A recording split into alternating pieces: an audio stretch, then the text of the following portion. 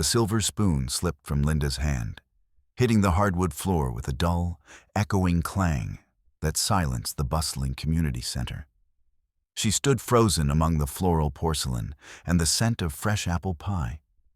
The telephone receiver pressed to her ear like a lead weight. The voice on the other end was flat and clinical, reporting a mangled wreck on a highway hundreds of miles in the opposite direction from where her husband was supposed to be.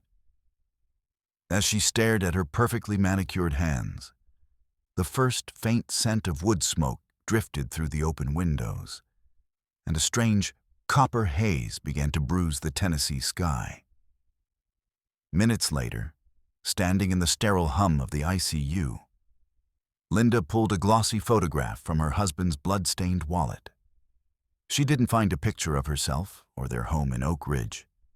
Instead, a stranger with golden curls laughed back at her, holding a child with her husband's unmistakable blue eyes. Outside, the sirens of the fire department began to wail as the horizon turned a violent, glowing red.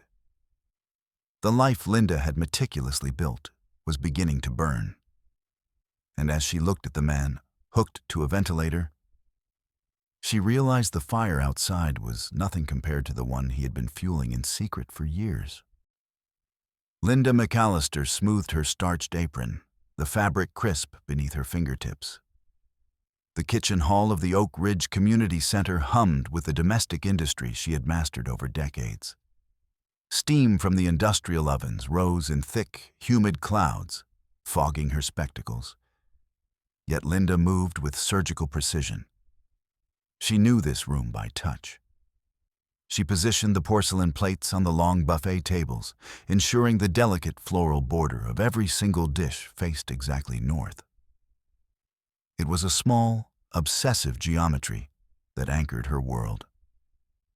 Nearby, the local women huddled in small groups, their voices a rhythmic murmur of admiration. They watched the way she sliced her signature apple pie, every wedge an identical, sharp-edged triangle of golden crust and softened fruit. Linda felt that familiar, sticky coating of approval settle over her like a shroud. This was her currency, the status of the pillar, the paragon, the woman who kept everything in its right place. She gripped a damp towel and rubbed at a phantom smudge on a silver serving tray, her movements rhythmic and tireless. Outside the tall windows, the Tennessee air hung heavy and motionless, thick with the scent of pine and the oppressive weight of a southern August. The sharp, jagged trill of the landline telephone sliced through the peaceful atmosphere of the hall. Linda reached for the receiver, pinning it against her shoulder with practiced grace while her fingers continued to flatten a lace doily on the dessert table. The voice on the other end sounded thin, metallic, and stripped of all warmth. It was a registrar from the county hospital, speaking in the flat, efficient tones of someone who delivered catastrophes for a living. Linda froze. The silver spoon she had been holding slipped from her grasp, hitting the hardwood floor with a dull, echoing clang that seemed to vibrate up through the soles of her shoes. The registrar spoke of mangled steel, high-speed impact, and the critical condition of James McAllister. The air in Linda's lungs turned to shards of ice. She stared down at her hands, her perfectly manicured nails, once symbols of her composure, now dug into her palms until they left deep, crimson crescents. The world around her began to blur, the edges of the room softening and dissolving until she felt as though she were standing in the center of a fading photograph. Linda sprinted into the sterile hospital lobby, the sharp, acidic sting of bleach overwhelming the soft floral notes of her perfume. The fluorescent lights overhead hummed with a low-frequency buzz that vibrated in her teeth. Behind the reception desk, a nurse flipped through a thick medical file without looking up, her movements agonizingly slow. Finally, she recited the location of the accident. Linda shook her head, a small, frantic gesture of denial. There had to be a mistake. Jim was supposed to be at a business conference 3 hours north of Oak Ridge. Yet the address the nurse provided pointed toward a highway in a neighboring state, hundreds of miles in the opposite direction. Linda's knees buckled.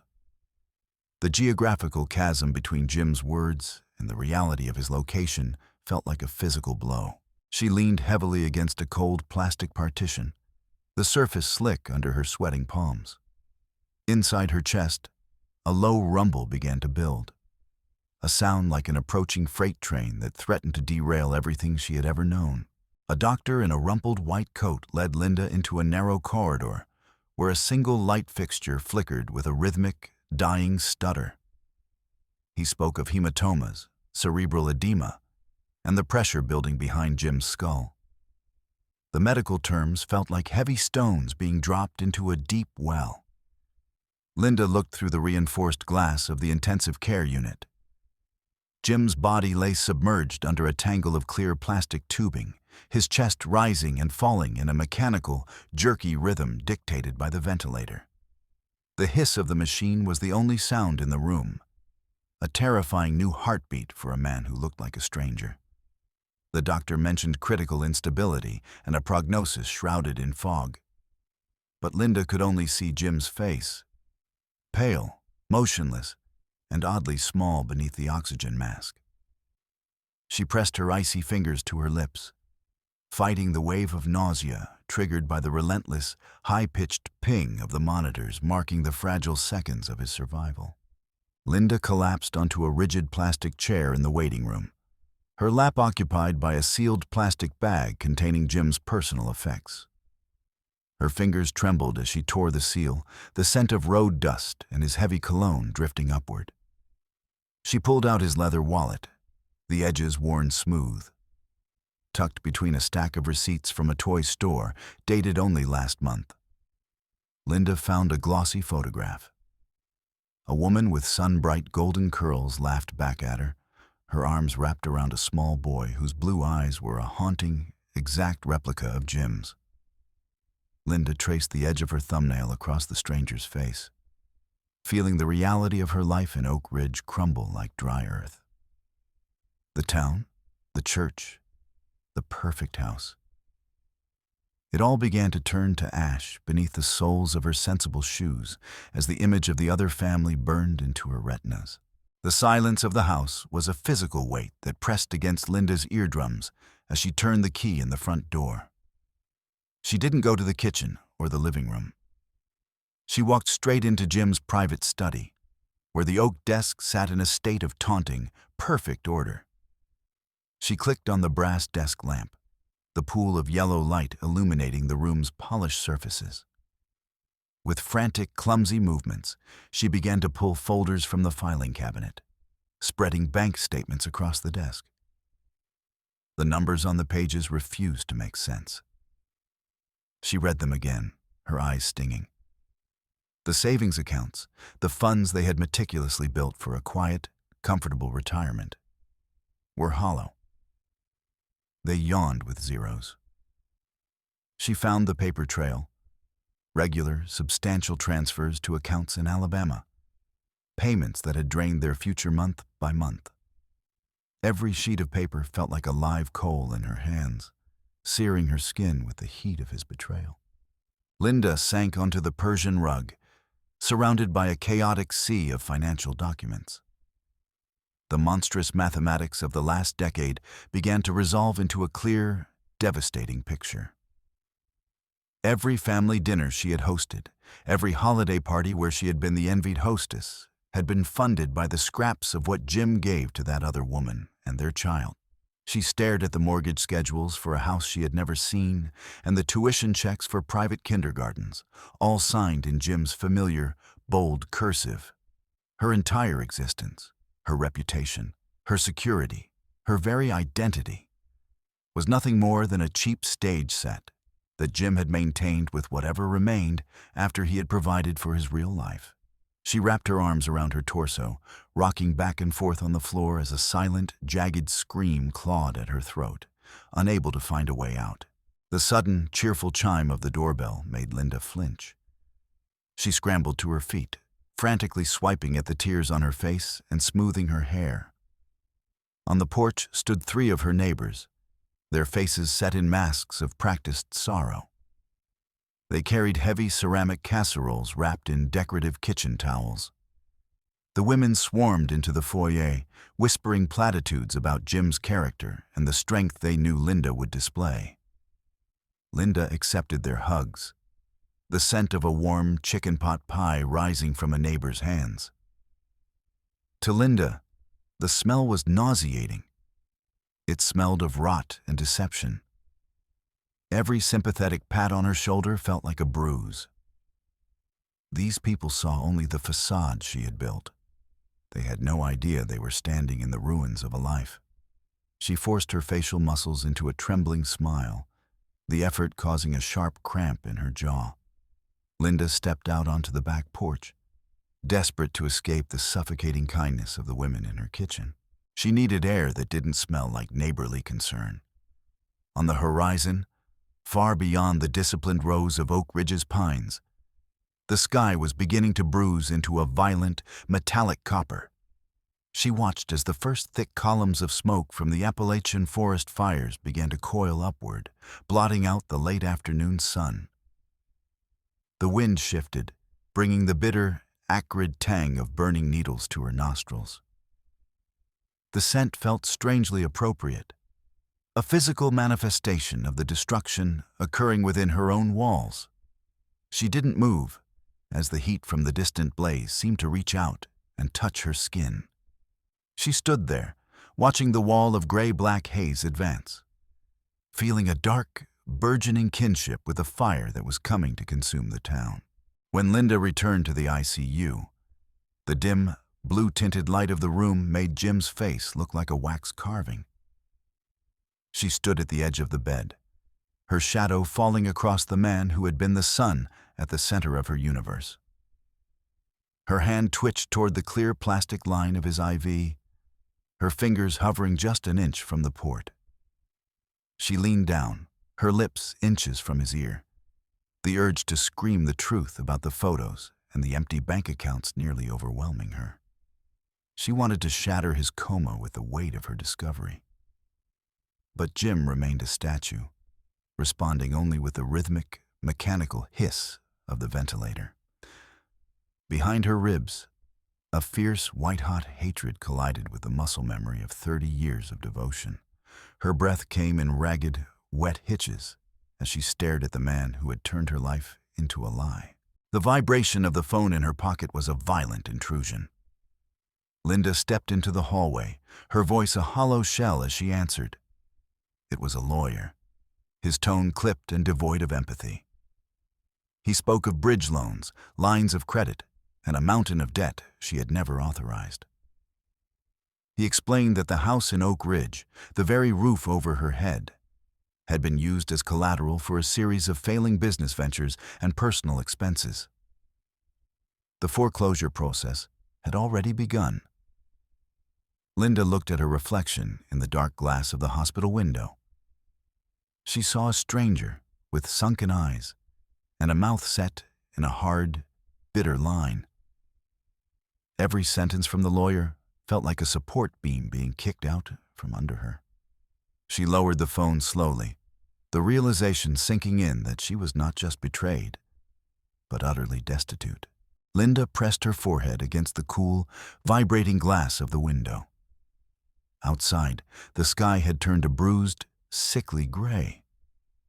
The first flakes of ash from the encroaching forest fires began to drift down, silent and slow. She watched as the gray dust settled on the exterior ledge, coating the white paint in a layer of grime. The ash fell with the same methodical stillness that she had once used to lay her lace doilies. It was a shroud for the world she knew. She saw the beauty in the destruction. The ash didn't care about reputations or bank accounts. It simply covered everything in a uniform, silent gray. She remained there for a long time, watching the town of Oak Ridge slowly disappear beneath the falling soot, her own heart feeling as cold and spent as the cinders drifting through the air. Linda gripped the steering wheel of her old SUV, the leather groaning under the pressure of her white-knuckled hold. She left the manicured borders of Oak Ridge behind, the vehicle bouncing over the uneven mountain roads. She kept a crumpled scrap of paper on the passenger seat, checking the address against the fading road signs until she reached the quiet, sun-drenched suburb of Green Valley. She pulled up in front of a modest house with bright turquoise shutters. A plastic tricycle and a few rubber dinosaurs lay scattered across the parched lawn. Linda felt her throat tighten, her mouth turning to sand. She stepped out of the car, the sharp clack of her heels on the concrete driveway sounding like a countdown. She stood before the front door, staring at the welcome mat until the letters blurred. With a hand that felt like it belonged to someone else, she reached out and pressed the doorbell. The door was opened by a woman who looked as though she had been hollowed out by grief. Her golden hair was a matted nest, and her eyes were rimmed with a raw, angry red. She was clutching a small, stained child's t-shirt to her chest. When Linda spoke Jim's name, the woman, Sarah, let out a sharp, broken cry, her hand flying to her mouth to stifle a sob. The words poured out of her in a frantic, disjointed stream. She spoke of a husband who was always away on business, a man who had promised her a future while he mourned a first wife he claimed had died years ago. Linda stood in the entryway, her gaze drifting to a silver-framed photograph on the sideboard. In it, Jim was beaming, his arm around Sarah's waist. The backdrop a sparkling blue ocean she had never visited. Linda watched Sarah collapse against the doorframe, her body shaking with the force of her weeping. The white-hot rage that Linda had carried with her all the way from Oak Ridge, the anger she had planned to use as a weapon, suddenly evaporated. It left her feeling light and terrifyingly empty. Looking at this broken, deceived woman, Linda saw a mirror image of her own life. Just a different version of the same grand illusion. The scream she had been holding in her chest died in her throat, replaced by a heavy, rattling sigh. She reached out a hand to comfort the woman, but stopped, her fingers hovering in the air. The hatred was gone, replaced by a cold, shared misery that bound them together in a way Jim never could. She turned away, leaving the house and the crying woman behind, stepping back out into a world that was rapidly turning to smoke. The drive back to Oak Ridge was a journey through a nightmare. The orange haze had thickened into a solid wall of smog that choked the engine and stung Linda's eyes. As she reached the outskirts of town, the road was blocked by the strobing red and blue lights of state trooper vehicles. An officer in a heavy rubber respirator signaled for her to turn back, his voice muffled and urgent. Linda ignored him. She could feel the heat of the unseen fires radiating through the glass of the windshield, the air inside the cabin tasting of scorched rubber and ancient dust. The sky above was no longer gray. It was a churning, violent crimson that seemed to boil over the tops of the pines. She swerved the SUV onto the shoulder, kicking up a blinding cloud of grit, and accelerated past the barricade, driving straight into the heart of the inferno that was consuming her old life. Linda had barely killed the engine in her driveway when Sheriff Miller and the mayor descended upon her car. Their faces were smeared with soot and sweat, their eyes wide with the frantic energy of an impending disaster. Miller yanked open her door, the roar of distant sirens and the crackle of burning timber filling the air. He shouted over the wind, telling her that the town was spiraling into a panic and that she was the only one who could organize the chaos. The mayor thrust a heavy clipboard into her hands, along with a ring of keys to the emergency supply depot. They looked at her with desperate expectation, waiting for the pillar of the community to take charge. Linda looked past them at the sky, which was now a deep, bruised purple, the color of a fresh wound. Linda tried to pull her arm back from the sheriff's grip, her voice a dry whisper as she told them her world had just ended. But her words were drowned out by Mrs. Green, a neighbor who stood nearby clutching a bundle of clothes and weeping. The woman wailed about Christian mercy and the duty Linda owed to those less fortunate. The small crowd that had gathered took up the cry, their voices a chorus of demands disguised as pleas. They didn't see the hollow look in Linda's eyes or the way her hands were shaking. To them, she was a function, a reliable machine designed for their comfort. Linda felt the weight of their expectations settle around her neck like a noose, tightening with every "God bless you" and "we knew we could count on you, could count on." Linda stood behind a long, sagging folding table at the community center, her movements mechanical as she handed out plastic water bottles to a line of terrified people. Her skin was itchy with a fine layer of ash that permeated everything, and her muscles screamed with the effort of lifting heavy crates of supplies. She recognized the faces in the line, people she had served tea to, people she had prayed with. But they felt like strangers from a dream. Every time someone thanked her, she forced a stiff nod, her heart a cold stone in her chest. Tucked into her pocket was the final foreclosure notice, a piece of paper that proved she was as homeless as the people she was helping. She continued to distribute the town's charity, the irony of her situation a bitter taste she couldn't swallow. Pastor White climbed onto a wooden crate, his voice booming over the din of the crowded hall. He pointed a finger at Linda, calling her the Angel of Oak Ridge, and a testament to the power of a quiet, godly life.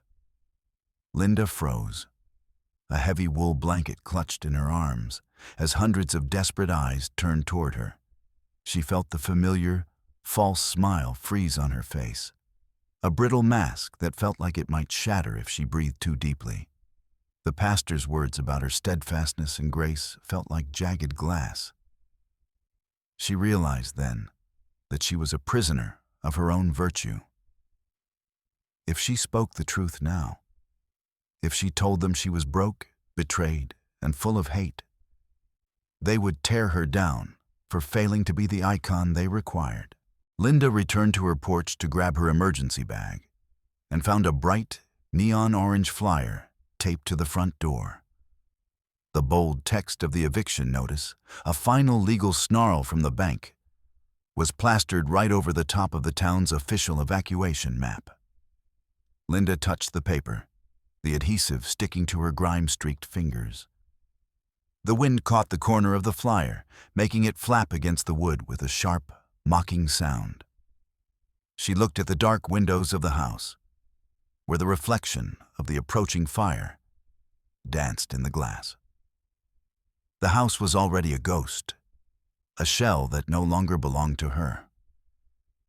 With a sudden, jerky motion, she ripped the notice from the door and crushed it into a tight ball in her fist. Linda parked in a shadowed alleyway on the far edge of town, where the stench of the dumpsters fought with the thick smell of smoke. She entered a cramped, dimly lit pawn shop, the air inside smelling of stale cigarettes and old metal. She placed her grandmother's pearl necklace and her diamond anniversary band on the velvet counter. She watched as the shopkeeper, a man with eyes like dull marbles, placed the jewelry on a small scale. She looked away as the golden stones, the symbols of her decades of loyalty, were appraised for their raw weight. He slid a stack of worn, greasy bills across the counter. Linda stuffed the money into her pocket without counting it, the weight of the cash the only real thing she had left in the world. The school gymnasium was a cavern of misery, filled with the sound of crying children and the low, anxious hum of 100 conversations. The air was thick and humid, smelling of unwashed bodies and industrial disinfectant. Linda moved through the rows of green army cots, adjusting blankets and ensuring the aisles remained clear for the paramedics. The mayor found her again, his voice cracking as he demanded a new duty roster for the volunteer kitchen. Linda felt a rhythmic thumping in her temples, a dull hammer of exhaustion. Every new task felt like a shovelful of earth being thrown onto her grave. She looked up at the basketball hoop draped in shadows and felt the room begin to spin, a slow, nauseating whirlpool of other people's needs. Linda stepped out onto the concrete stairs of the high school, tilting her head back to meet the gray rain of ash. The soot fell in heavy, silent flakes, staining her pale jacket and settling into the creases of her skin. She breathed in the bitter, carbon-heavy air, the smoke stinging her throat. Looking out at the town, she saw the fire jumping from ridge to ridge, a glowing orange predator closing in.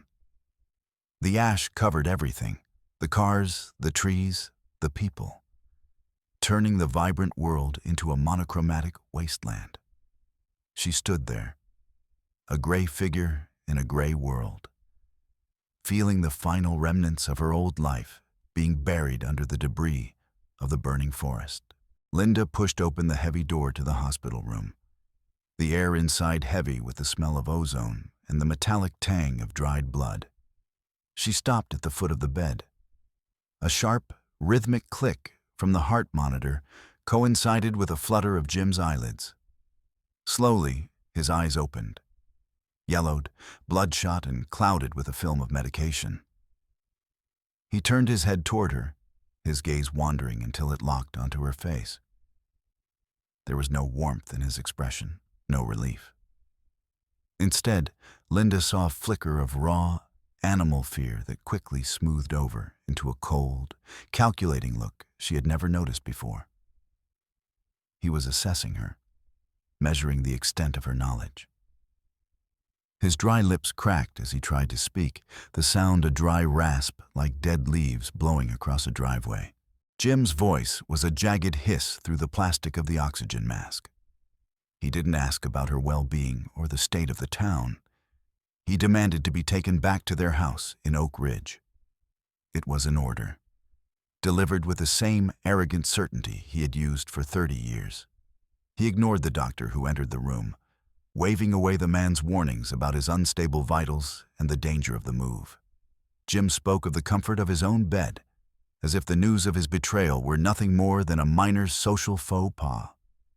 Linda watched his jaw set in a hard, stubborn line as he turned away from the medical staff, his eyes fixed on her with a predatory expectation of obedience. Linda's hand shook as she pressed the pen to the discharge papers, the metal tip tearing through the thin carbon paper. Her signature was a jagged, unrecognizable scrawl. She ignored the nurse's concerned look as she began to wheel Jim's slumped, heavy body toward the exit. Outside, the sky over the hospital had turned the color of a rotting plum, a deep, bruised purple streaked with orange. The air on the sidewalk was a physical blow to her lungs, and black cinders began to accumulate on the hood of her SUV. She hoisted Jim into the passenger seat, her muscles straining, and refused to look at the crimson glow on the horizon that promised to erase their home before the sun went down. Jim lay propped up on the living room sofa, his presence filling the house with the smell of hospital chemicals and old, stagnant air. Linda could hear his voice, now sharp and wheedling like a rusted blade. He demanded a glass of ice water with lemon and his pain medication, his words peppered with reminders of her marriage vows. He spoke of for better or for worse, and the sacred bond they shared, his eyes tracking her every move. Every time she tried to leave the room, he reminded her of what the neighbors would think if she neglected him in his hour of need. Linda stared at his pale, trembling hands, realizing with a cold clarity that he was using his infirmity as a new set of chains to bind her to the carcass of their marriage. Linda fought her way through the dense, thorny underbrush at the very edge of the town limits, where the pines stood like charred skeletons against the smoky sky. She stopped in front of a rusted, dented trailer, its silver skin pitted by weather and age. A man with greasy, unwashed hair and eyes that didn't meet hers handed over a heavy ring of tarnished keys in exchange for her remaining cash. Linda inhaled the sharp scent of mildew and old oil that drifted from the open door. And to her, it was better than any perfume she had ever owned. She ran her hand over the cold, corrugated metal, the realization sinking in that this cramped, ugly box was the only thing in the world that didn't have Jim McAllister's name attached to it. The sound of the front door slamming open echoed through the house like a gunshot. Sheriff Miller burst into the foyer, his face a mask of soot and frantic energy, his respirator dangling from his neck. He screamed over the rising roar of the fire, telling Linda that the blaze had jumped the main highway and was currently devouring the orchards on the edge of town. Through the window, Linda saw the sky turn a solid, terrifying black, and the first red-hot embers began to drum against the glass like hailstones. Miller grabbed her by the shoulders, his grip bruising, and told her she had 5 minutes to get Jim into the car before the only evacuation route became a tunnel of fire. As soon as Linda reached for her packed suitcase, Jim let out a wet, rattling gasp and began to clutch at his chest, his eyes rolling back in his head, and Linda stopped, the bag halfway off the bed, and watched him. She saw the way his eyes flickered toward her, checking to see if she was watching his performance. He groaned, a long, theatrical sound, and demanded that she drop everything and hold his hand until the attack passed. Linda stood frozen with the suitcase, watching his fingers tremble with practiced precision. A cold, hard knot of fury tightened in her stomach. She saw the manipulation for what it was, a desperate attempt to keep his thumb on her even as the world burned down around them. Linda worked in the dark, her movements frantic as she shoved her birth certificate, her passport, and the title to the trailer into her bag. The power had finally cut out, the house plunging into a thick, suffocating gloom as the town's grid failed.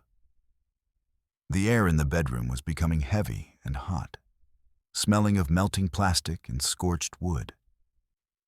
She felt her way across the dresser, her fingers finding her jewelry box and dumping the remaining loose change into her pocket. The house itself seemed to groan under the pressure of the wind, and the sound of exploding gas tanks in the distance punctuated the roar of the fire. She zipped the bag shut, her face dripping with sweat, her heart hammering against her ribs.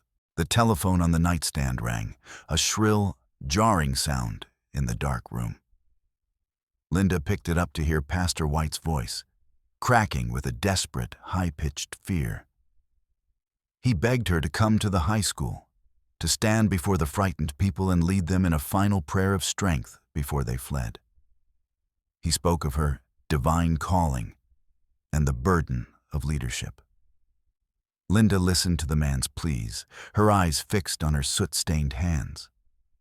She slowly lowered the receiver back onto the cradle, cutting off the stream of expectations.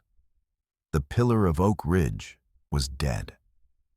She stood in the silence, the only sound the muffled, angry shouting of Jim from the other room.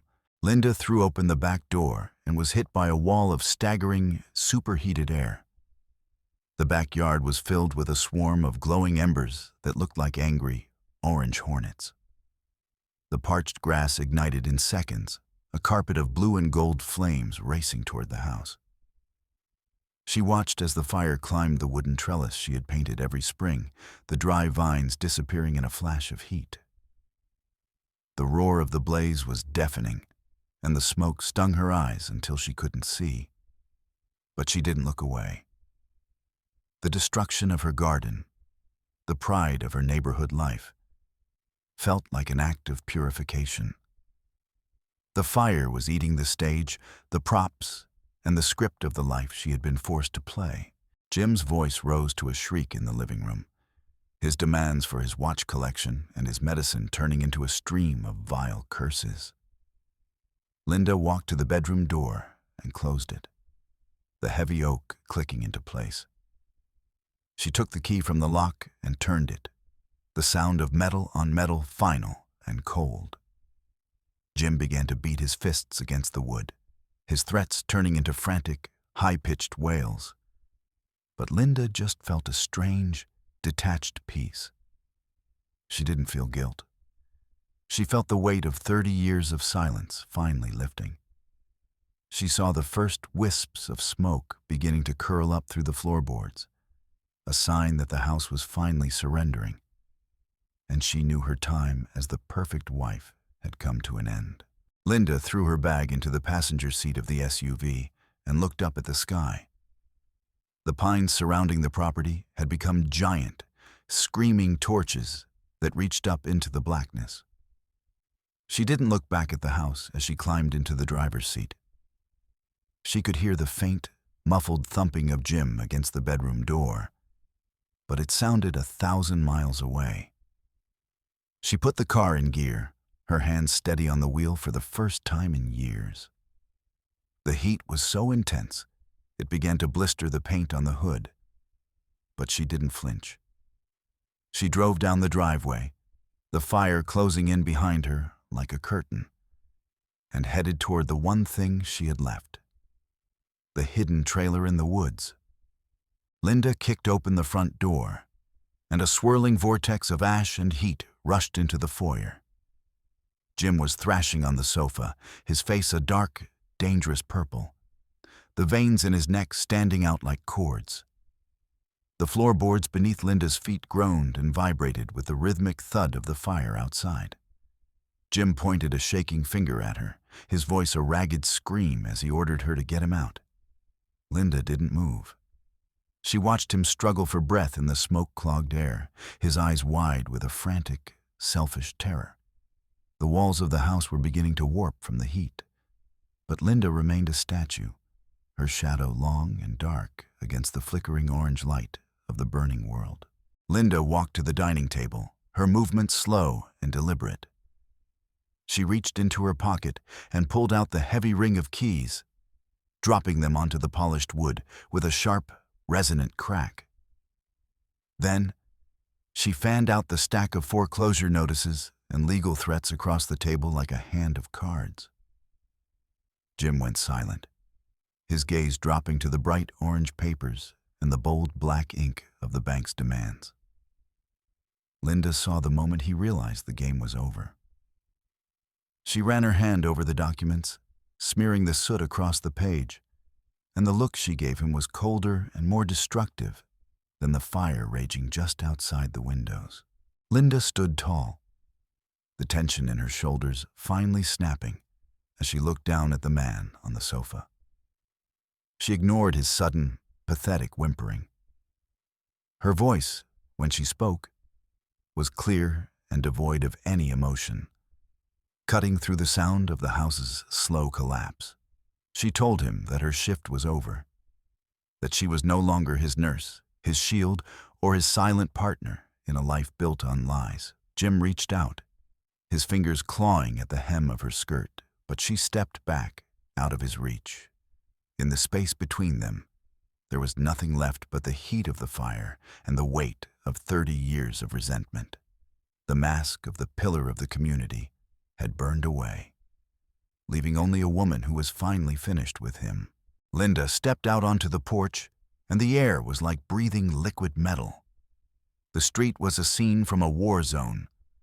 Mrs. Fletcher had abandoned her car in the middle of the road, the engine dead, and was frantically dragging a pile of clothes toward the edge of town. Linda watched as cars jammed together at the main intersection, their bumpers locked in a desperate metallic tangle. The screams of the neighbors were swallowed by the roar of the wind and the crackle of the burning hedges. Linda didn't head for the car. She stood on the edge of the chaos, watching the town she had spent her life serving turn into a screaming, panicked animal. The heat from the asphalt burned through her shoes, but she remained still, a witness to the end.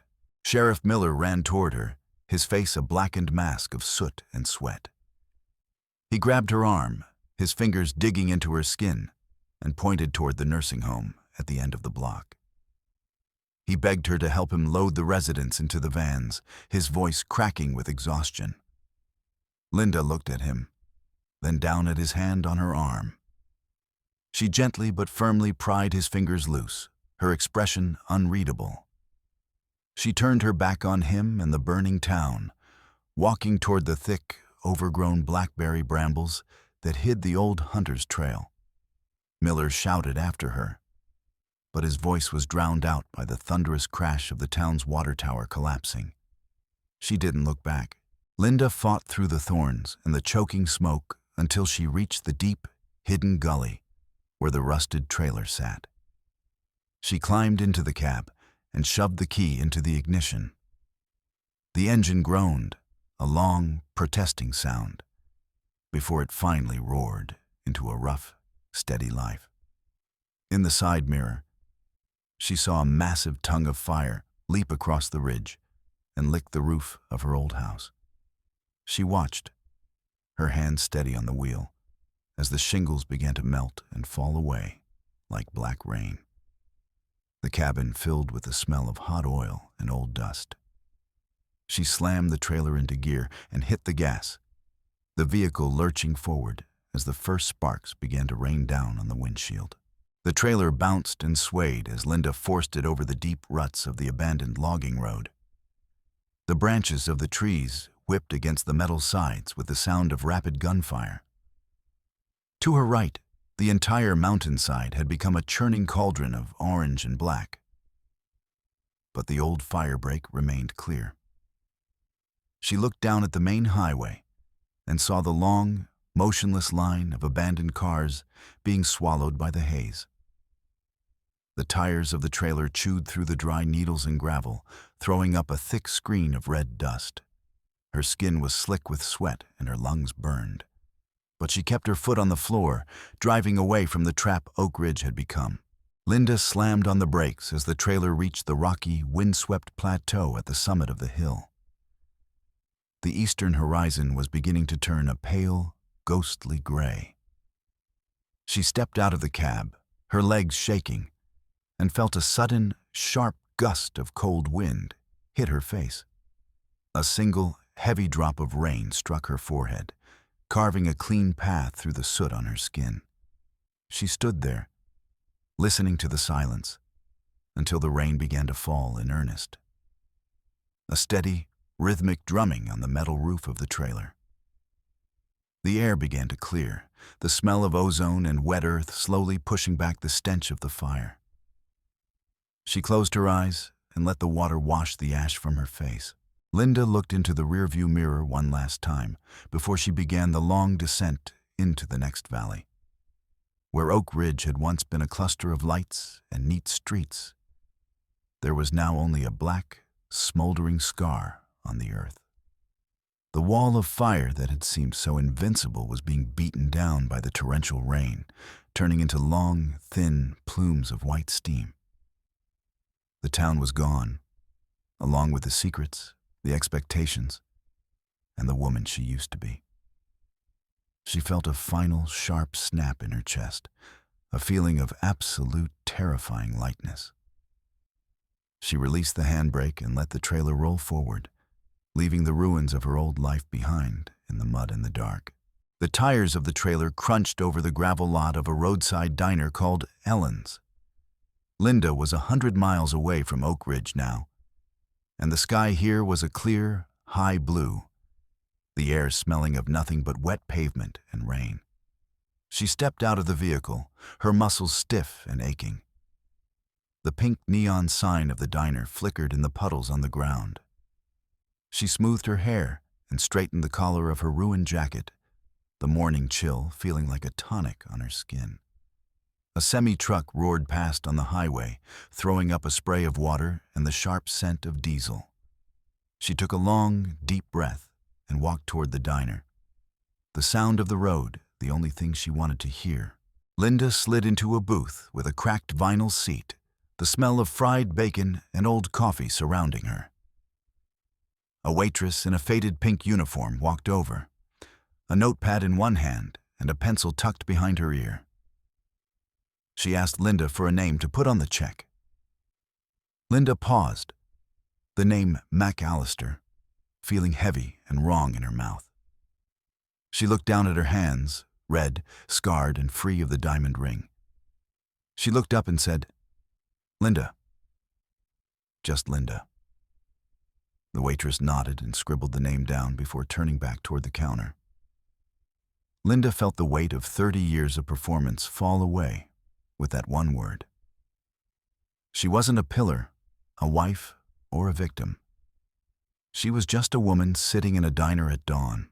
Linda wrapped her hands around the thick ceramic mug of coffee, the heat seeping into her frozen fingers. She watched the steam rise in the morning light, her reflection in the window a blur of soot and exhaustion. She didn't know where the road went, and she didn't have a plan beyond the next mile. But as she took her first sip of the bitter, hot coffee, she felt a strange, quiet hum of life beneath her skin. The fire had taken everything, but it had also cleared the ground. For the first time in her life, the path ahead was empty, and it was hers to walk. She sat in the quiet booth, watching the sun come up over the highway, and started to breathe.